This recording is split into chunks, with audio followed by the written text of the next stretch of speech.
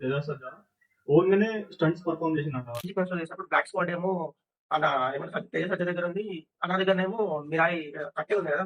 ఆ కట్టెని మిరాయి అంటాం మనం. సో దట్ అది మా అమల గారి దగ్గర ఉంది. లైక్ ఏమన్నా వెపన్స్ ఎక్స్చేంజ్ ఏమన్నా ఫైట్ లైక్ బిగ్ ఫైట్ ఏమన్నా ప్లాన్ చేసిండు అనుకుంటున్నా. So hello guys, welcome to జెమ్మి టాక్స్. ఈరోజు మనం వచ్చేసి Mirai BTS part 3 track of fury అనేది యూట్యూబ్ వీడియో. సో దాని మీద రియాక్ట్ అవబోతుంది. నాతో పాటు ఉన్నది Giri. So let's get into the video. Please like, share and subscribe.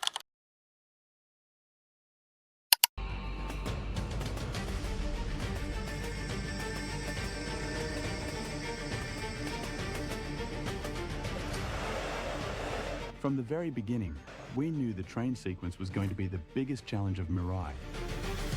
Not just technically, but physically, logistically, and emotionally. It wasn't just action. It was a turning point in the film. Intense, desperate, and real.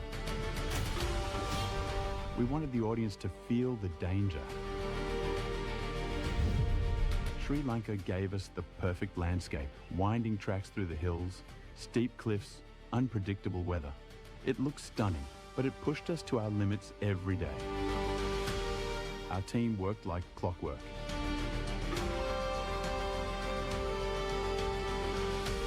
Every move was timed to perfection, because on a moving train, there's no room for error. Teja didn't hold back. He trained hard, rehearsed non-stop, and performed most of the stunts himself. Running on top of a live train, jumping between coaches, hanging from the edge. It was intense, but that's what brought the scene to life. What we captured isn't just spectacle. It's a reflection of the madness, the risk, and the belief every one of us had in this film. Even with limitations, if you go practical, stay patient, and trust your team, you can create something that feels big and truly cinematic.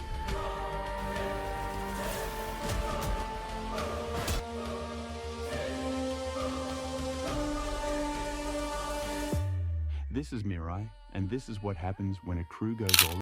So obviously మిరాయిలో train sequence ఉంది చూసిరా, అది complete గా శ్రీలంకలో shoot చేసిన అనమాట. So Sri Lanka వెళ్ళి వాళ్ళకి కావాల్సిన వెదర్ చూస్ చేసుకొని వాళ్ళకి కావాల్సిన సిటీ తీసుకొని లిటరల్లీ ట్రైన్ ని మొత్తం వాళ్ళు బై చేసి అంటే లైక్ కైండ్ ఆఫ్ రెంట్ తీసుకొని కంప్లీట్ షూట్ చేశారనమాట. Like which is great thing, అంటే గ్రేట్ థింగ్ రాయండి.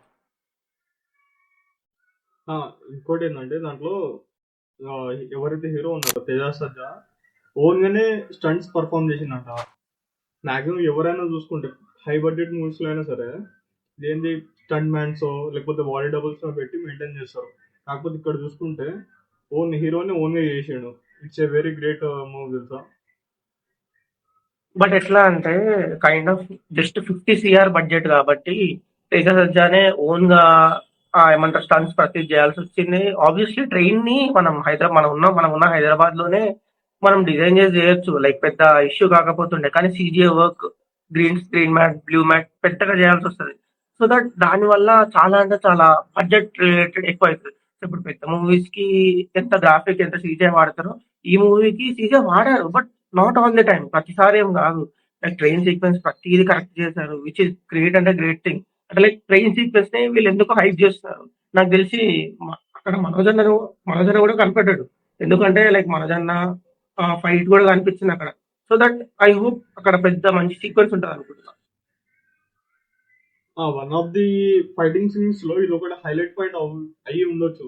ఎందుకంటే నువ్వు చెప్పినట్టు దాంట్లో మనోజ్ అన్న కూడా ఉంది కదా, వీళ్ళకి మేబీ ఒక క్లాష్ అయ్యే మూమెంట్ ఏమైనా ఉండి ఉండొచ్చేమో ఆడ. యా ఉండొచ్చు ఇది పక్కా ఉంది. లైక్ చూసినావా ఆయన ట్రైన్ సీక్వెన్స్ లో చేసినప్పుడు బ్లాక్ స్క్వాడ్ ఏమో అన్న ఏమంటారు తేజ సజ్జ దగ్గర ఉంది, అన్న దగ్గరనేమో మిరాయి కట్టే ఉంది కదా, ఆ కట్టెని మిరాయి అంటాం మనం. సో దట్ అది మా మనోజ్ అన్న దగ్గర ఉంది. లైక్ ఏమన్నా వెపన్స్ ఎక్స్చేంజ్ ఏమన్నా ఫైట్ లైక్ బిగ్ ఫైట్ ఏమన్నా ప్లాన్ చేసిండు అనుకుంటున్నా. అండ్ ఇంకోటి 50 CR బడ్జెట్ లో ఓకే పాన్ ఇండియా మూవీని కంప్లీట్ చేయడం, which is great and great. Director Karthik K whole credit వెళ్తుంది, అఫ్ కోర్స్ టెక్నీషియన్స్ కూడా వెళ్తుంది. But more over like recent గా లైక్ మార్నింగ్ ఒక న్యూస్ వచ్చింది, 50 CR బడ్జెట్ పెట్టి 40 CR కి OTT రైట్స్ అమ్ముకున్నారు. సో ఆల్మోస్ట్ వాళ్ళు ప్రాఫిట్ లో వచ్చేసిన జస్ట్ 10 CR బ్యాక్ ఉన్నారు. అది ఆబ్వియస్లీ ఫస్ట్ డే వచ్చేస్తుంది. ఇప్పుడు నెక్స్ట్ ఇంకా 2 డేస్ తర్వాత రిలీజ్ ఉంది మూవీ.